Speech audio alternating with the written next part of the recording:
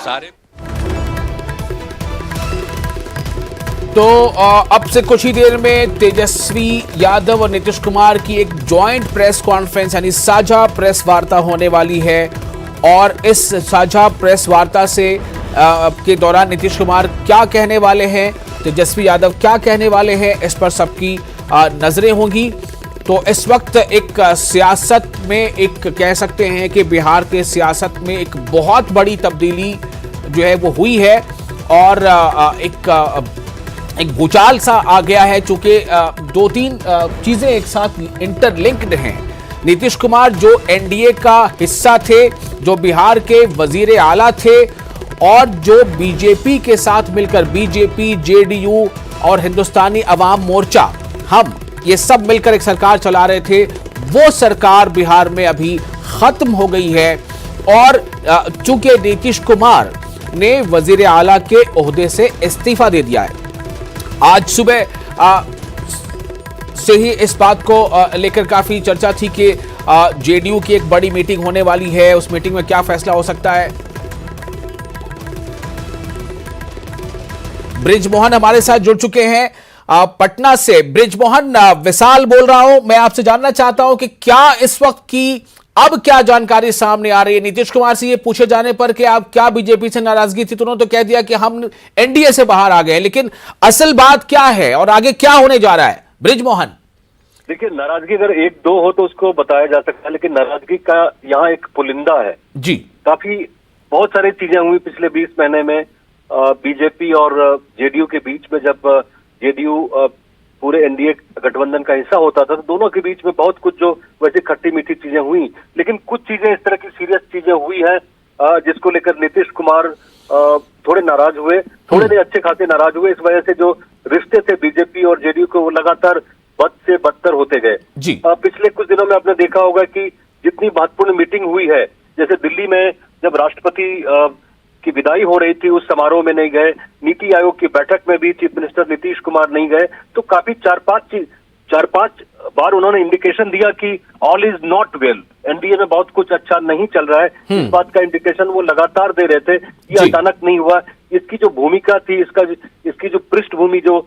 आप कह सकते हैं कि वो लगातार कुछ न कुछ हो रहा था गठबंधन के अंदर, सब कुछ ठीक नहीं चल रहा था, मन नहीं मिल रहा था। तो इसको लेकर आपने देखा कि कई बार जो भूपेंद्र यादव देख रहे थे, बिहार की कमान थी उनके हाथ में, उसके बाद से धर्मेंद्र प्रधान की एंट्री होती है बिहार की सियासत में, वो सीधे आते हैं बीजेपी के नेताओं से बगैर मिले हुए, वो नीतीश कुमार से जाके मुलाकात करते हैं आधी रात को। तो निश्चित तौर पे आप ये मान सकते हैं कि बहुत कुछ ठीक नहीं चल रहा था। और जब प्रेस कॉन्फ्रेंस करेंगे नीतीश कुमार और उनके तमाम जो लोग हैं, उसके बाद सारी बातें एक एक आएंगी। ब्रिजमोहन, जेपी नड्डा साहब भी बिहार के दौरे पर गए थे, उनका भी बयान जो है काफी सुर्खियों में रहा था, क्या उसको भी फहरिस्त में आप शामिल कर सकते हैं? देखिए, जो बयान उन्होंने दिया काफी वो तल्ख बयान था, क्योंकि जो जितनी भी रीजनल पार्टीज है, रीजनल जो क्षत्रप्स है, उसमें नीतीश कुमार भी शामिल है, उसमें राजद भी, उसमें लालू प्रसाद यादव की पार्टी भी शामिल है, और तमाम वैसे लोग हैं जो अपना वजूद बचाए रखने की कोशिश कर रहे हैं भारत की सियासत में। तो इसको लेकर एक तरह से चिंता का सबब ये भी बना हुआ था बिहार की सियासत में कि इस तरह के बयानात जो आ रहे हैं वो बीजेपी के प्रेसिडेंट की तरफ से, जेपी नड्डा की तरफ से आ रहे हैं। और कुछ दिनों में, पिछले कुछ महीनों में इस तरह की कारकर्दगी आ रही है बिहार की सियासत में, जिस तरह से पोस्चरिंग जो हम कहते हैं पॉलिटिक्स में, उसको लेकर बीजेपी को कहीं ना कहीं लग रहा था कि जेडीयू को माफ कीजिएगा, जेडीयू को लग रहा था कि जिस तरह से महाराष्ट्र में हुआ, कहीं वही खेल यहाँ तो नहीं होने जा रहा है बिहार की राजनीति में। तो इसको लेकर काफी चिंता थी। जेडीयू एक छोटी पार्टी है, बिहार के बाहर बहुत ज्यादा इसका वजूद नहीं है, प्रेजेंस बहुत ज्यादा नहीं देखने को मिलता है, कुछ राज्यों में छोड़ दे तो नॉर्थ ईस्ट में। तो उसको लेकर चिंता तो कहीं थी कि बीजेपी जिस तरह से मजबूत तर होती जा रही है सभी स्टेट में, जहां भी आपने देखा कि बिहार में किस तरह से जो बीजेपी का कोर एजेंडा है उसको लेकर बीजेपी के वर्कर्स, उनके लीडर्स, उनके मिनिस्टर जिस तरह से अपने आप को दिखा रहे थे, तो उसको लेकर जेडीयू के अंदर कहीं ना कहीं चिंता घर कर गई थी। तो क्या ब्रिजमोहन ये समझा जाए कि अगर नड्डा साहब के बयान को सामने रखते हैं तो कहीं ना कहीं इन सब ने अपने लिए एक चैलेंज समझ लिया था, चाहे वो आरजेडी हो, जेडीयू हो, चाहे हिंदुस्तानी अवाम मोर्चा हो और चाहे लेफ्ट हो, और उन्होंने सब मिलकर अपने लिए एक तरह से इसे एक मजबूरी समझ ली थी कि हमें ये कदम उठाना ही पड़ेगा वरना हम सुरक्षित नहीं रह सकते। देखिए, बात है वजूद बचाने की। जो जिस मरहले पे हम खड़े हैं भारत में इस वक्त, तो वहाँ वजूद बचाने की बात हो रही है, क्योंकि शिवसेना जैसा जो मजबूत एक दल है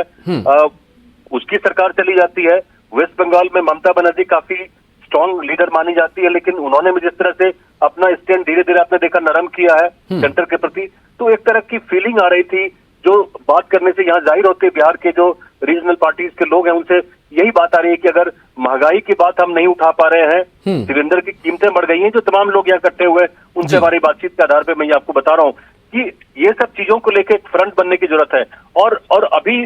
अगर नेशनल पॉलिटिक्स की बात करें तो नेशनल पॉलिटिक्स में है कौन? राहुल गांधी ठीक से अगुवाई नहीं कर पा रहे हैं, ममता बनर्जी पूरे भारतवर्ष में एक्सेप्टेड नहीं है, तो इस बीच में सबकी नजरें टिकी हुई थी नीतीश कुमार पे। और जो बातें चल रही थी, हमें इस बात की जानकारी है कि सोनिया गांधी ने भी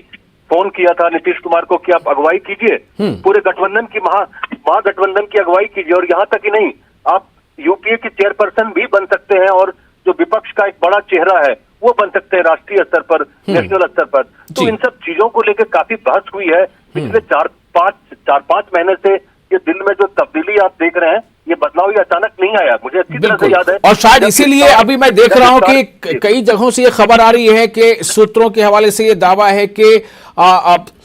शपथ लेते ही नीतीश कुमार जो है दिल्ली आएंगे और हो सकता है कि जल्द ही उनकी यूपीए के कुछ बड़े लीडरों से मुलाकात भी हो। बिल्कुल, अब तो वो महागठबंधन का हिस्सा है और सोनिया गांधी से उनकी बात हो चुकी थी। मैं एक बात अपनी पूरी कर लूं, जब इफ्तार की पार्टी हो रही थी यहाँ पटना में, तो एक अड़े मार्ग जो सीएम का आवास है वहां से 10 सर्कुलर मार्ग जहां राबड़ी और लालू का निवास भी है, वो पैदल जाते हैं, नीतीश कुमार पैदल जाते हैं, और एक बहुत अच्छी सी तस्वीर तेजस्वी यादव और तेज प्रताप और तमाम जो लोग हैं उनके साथ निकल के सामने आती है। तो दिल जहां तक मिलने की बात है, तो मुझे लगता है कि इफ्तार की पार्टी के बाद ही दिल मिल चुके थे नीतीश कुमार और तेजस्वी यादव के, और दोनों के चेहरे की जो मुस्कुराहट थी वो साफ दिख रही थी। इस बात का अंदाजा कहीं न कहीं मुझे लगता है कि बीजेपी लीडर्स को भी इस बात का इम्कान हो गया था कि सब कुछ इन दोनों के बीच में बातें बन गई हैं। अगर दो लोगों के बीच में बातें बन गई है तो बीजेपी उसको कब तक रोक सकती है? बृजमोहन, आप बहुत अच्छी आप जानकारी दे रहे हैं हमारे दर्शकों को। एक ब्रेकिंग न्यूज आई है, मैं चाहूंगा आप थोड़ी देर और बने रहें, ब्रेकिंग बता दें अपने नाज़रीन को, फिर आपके पास आते हैं। तो इस वक्त जो खबरें हैं उसके मुताबिक पल पल